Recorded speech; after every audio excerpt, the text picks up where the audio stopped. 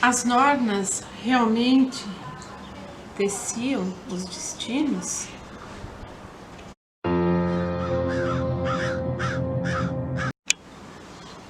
Olá! Estamos aqui mais uma vez com mais um vídeo da série Neve Responde, trazendo aqueles temas pouco debatidos, pouco falados, mas que suscitam muitos fios, suscitam muitos nós. Então são esses temas que o Neve vai apresentar nessa série. E hoje, já que se falou tanto de fios, de nós, de cortes, nós vamos trazer o tema das Nornas, sim. Aquelas 3 mulheres que aparecem em várias narrativas, que vão fiar, tecer e cortar os fios da vida e do destino de todos os humanos. Mas será que era assim mesmo que as Nornas agiam? Quem são as Nornas? Elas vão aparecer em várias narrativas, como por exemplo a Edda Poética, e lá elas são descritas como 3 mulheres que vivem lá em Yggdrasil, no poço de Urd, onde os deuses vêm se reunir em assembleia para saber o que vão fazer da vida dos homens, quando vão tomar hidromel, quando será a próxima batalha, e as Nornas estão lá. E aí foram feitas várias narrativas, onde ela parece que elas torcem o fio da vida misturado. Em alguns personagens, elas torcem esse fio da vida com fios de ouro, para mostrar que o destino daquele homem vai ser grandioso, repleto de glórias. Mas será que era só isso que elas faziam mesmo? Há vários estudos e várias narrativas, e inclusive o Sturluson vai em algum momento falar que a Skuld, que é uma Norna, é um homônimo de uma outra valquíria, e ele faz meio que ali uma fusão, porque ele está criando literatura, e quando se cria literatura se tem liberdade para criar o que quer, como quer. E nesse momento há essa confusão, porque o que a gente não pode em nenhum momento esquecer é que o Snorri era um homem letrado, que conhecia o latim, que conhecia o grego, que conhecia todas essas narrativas do que hoje nós chamamos de mitologia clássica, e ele conhecia também os autores, Ovídio, Horácio, próprio Virgílio e, claro, Homero. E como a mente de um homem de letras, um homem letrado, mistura um pouquinho daqui, um pouquinho de acolá para se construir a própria narrativa. E é nesse momento que há essa fusão dessas 2 personagens, uma Norna e uma Valquíria. E o que é muito interessante a gente pensar quando se trata de valquírias é que na Volsunga Saga, Brunhilde é descrita como exímia tecelã, tece com fios de ouro, que até o próprio Sigurd fica perplexo com o tamanho talento dos finos e delicados dedos da valquíria tecendo. Mas a tecelagem das valquírias é uma outra história.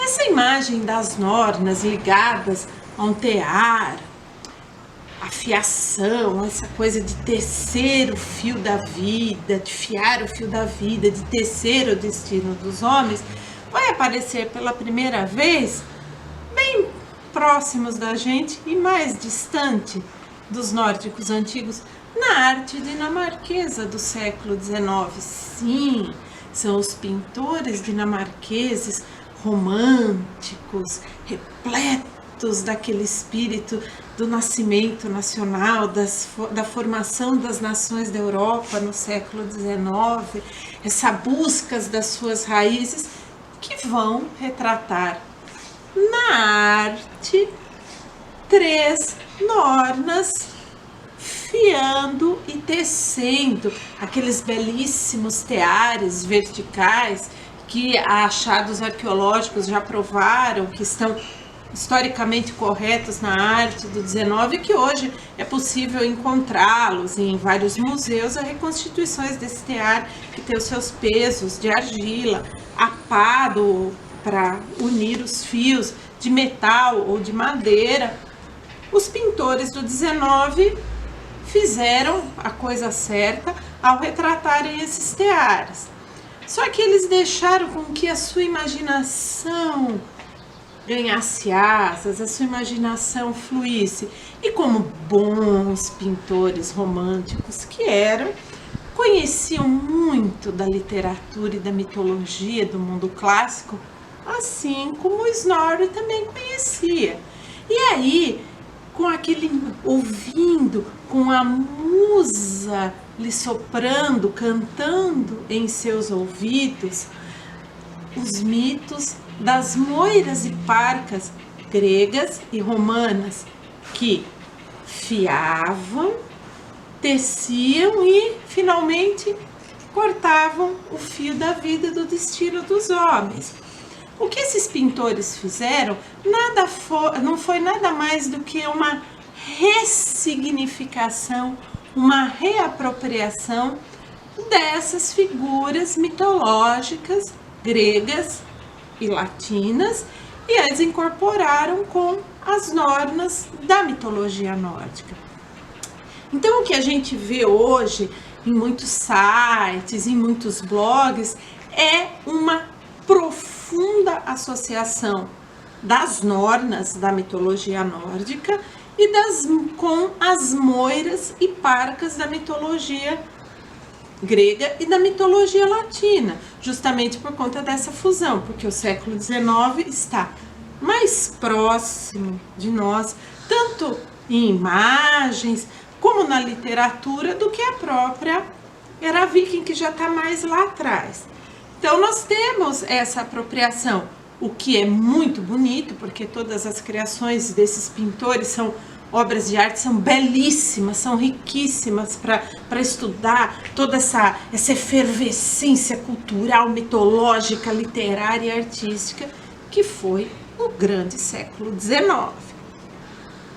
E aí, essa questão da tecelagem, a tecelagem está muito presente, ela é algo muito profundo, muito ligado no cotidiano do ser humano, desde que ficou sobre 2 pernas e começou a andar.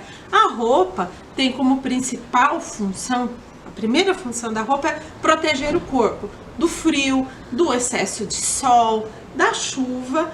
E aí também, depois de que foi feita essa questão da indumentária, de proteção do corpo, ela começou também a aparecer cores, modos de cortar, enfeites como grandes distintivo social.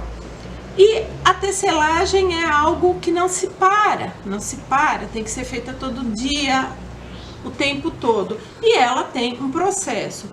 A primeira coisa que se faz, no caso específico da lã, aqui nós só vamos tratar com fiação e tecelagem da lã, o do linho vai ficar para uma outra vez.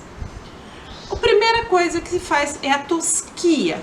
Ou se fazia a tosquia com tesoura, ou a tosquia manual, onde se puxa a lã das ovelhas, dos carneiros, que é esse processo, e ela fica assim, rústica. Ela só é puxada e ela sai manualmente do animal.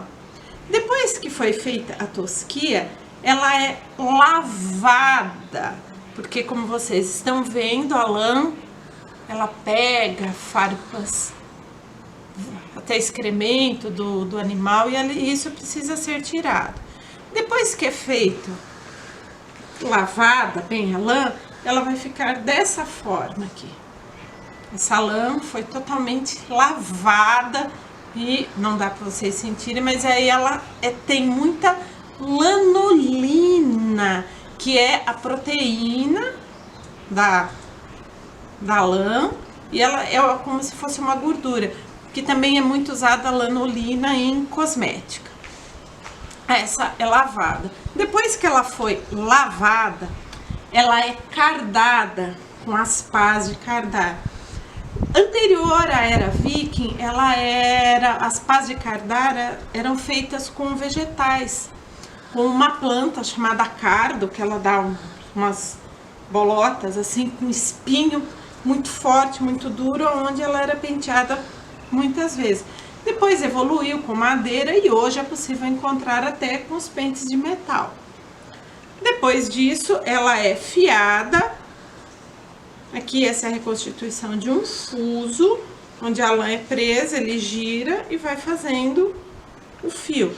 Depois que é feito o fio, é colocado nos carretéis e nos novelos, e aí sim, a última etapa é o tear.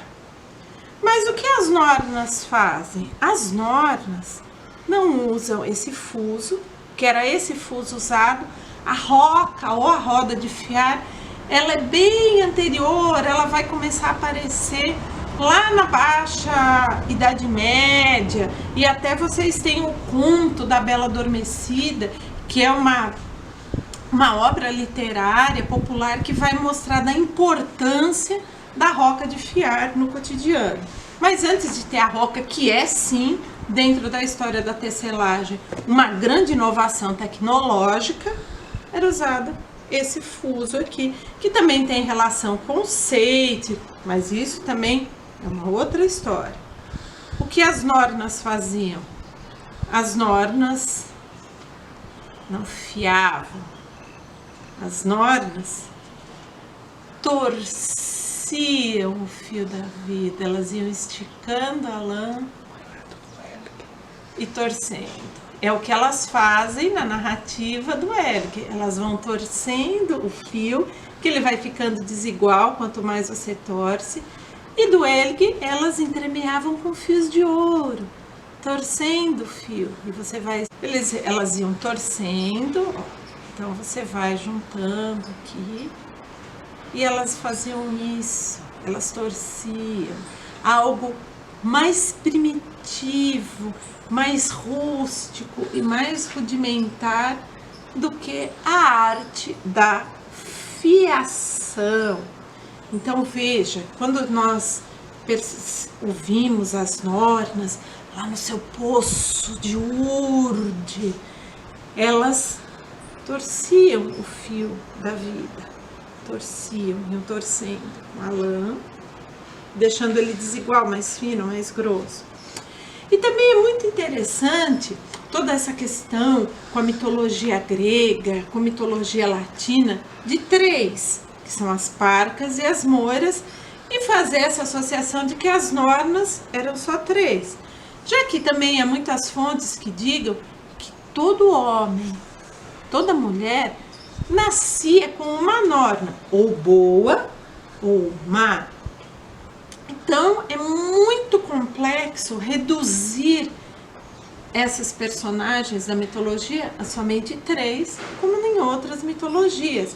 É importante a gente ver que essas nornas são muito mais, que cada ser que nasce possui uma que vai torcer o fio do seu destino, mais grosso, mais fino, às vezes entremeado com fios de ouro e às vezes com pequenos ciscos que podem atrapalhar o destino, até que chega o momento do corte, aonde se parte a vida e a vida termina, assim como nós terminamos esse vídeo hoje falando sobre as nossas normas. Então, se inscreva no nosso canal, dê o seu like e até a próxima. Tchau!